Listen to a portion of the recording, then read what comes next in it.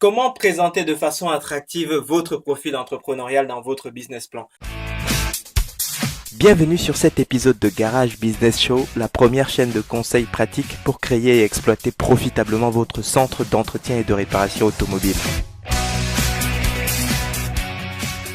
C'est ce qu'on voit dans cette vidéo. En fait, lorsque vous sollicitez le financement bancaire pour financer justement votre projet de garage ou de centre auto, il y a une étape où votre banquier vous demande de lui transmettre un business plan. Et dans ce business plan, il y a une partie qui concerne la présentation de l'entrepreneur.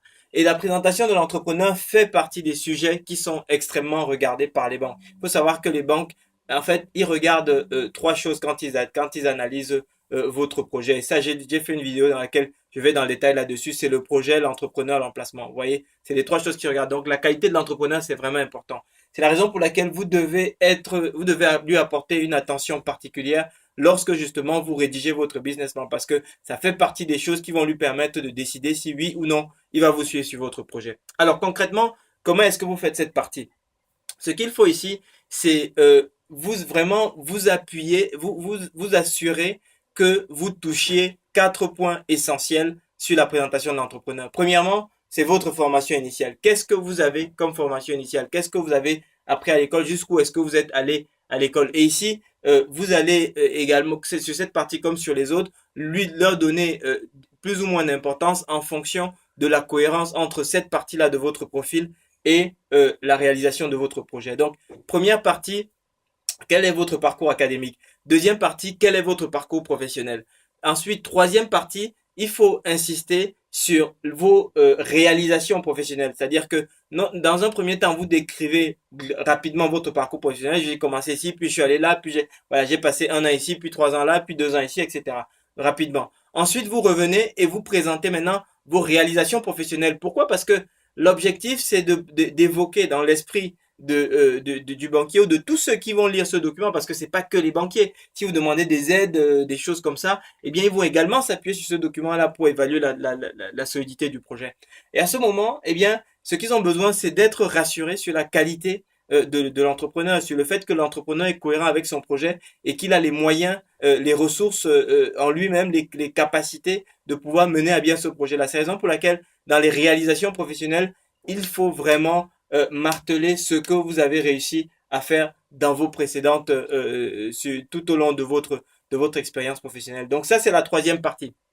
Ensuite, la quatrième partie maintenant, eh bien, c'est là où vous allez venir évoquer tous les éléments qui vont venir renforcer votre candidature. C'est-à-dire que est-ce que vous avez,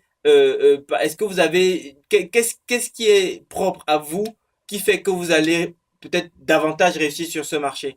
Quelle est la compétence qui fait en sorte que vous sortiez du lot? Quel est votre point fort? Est-ce que vous avez des aptitudes mécaniques très fortes? Est-ce que vous avez une formation en gestion complémentaire qui vient vraiment étoffer votre dossier? Est-ce que vous avez un réseau relationnel déjà établi dans le métier? Est-ce que vous avez une connaissance de la zone de chalandise qui fait que vous savez exactement ce qu'il faut faire? Donc, dans la quatrième partie, eh bien, vous allez vous concentrer sur les éléments qui font de votre candidature l'homme ou la femme de la situation.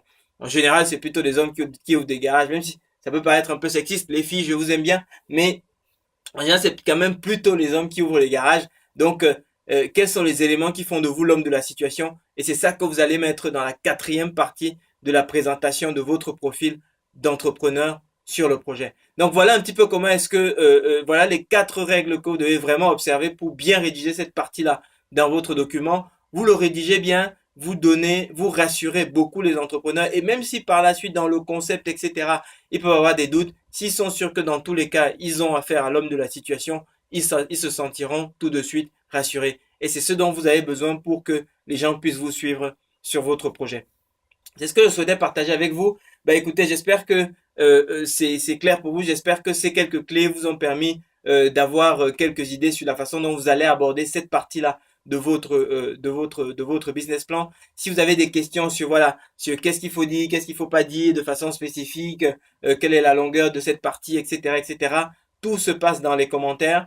Parmi les 4 points qu'on vient d'évoquer, quel est le point qui vous paraît le plus difficile? Est-ce que vous vous demandez comment faire si vous ne pouvez pas remplir un point?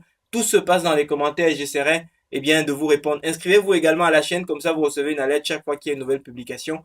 Et puis, je vous souhaite très très bon succès dans le déploiement de votre projet. Merci. Que pensez-vous de cet épisode? Eh bien, notez, commentez et abonnez-vous à la chaîne pour rejoindre notre communauté et profiter de bonus exclusifs et surtout, ne manquez aucun des épisodes à venir.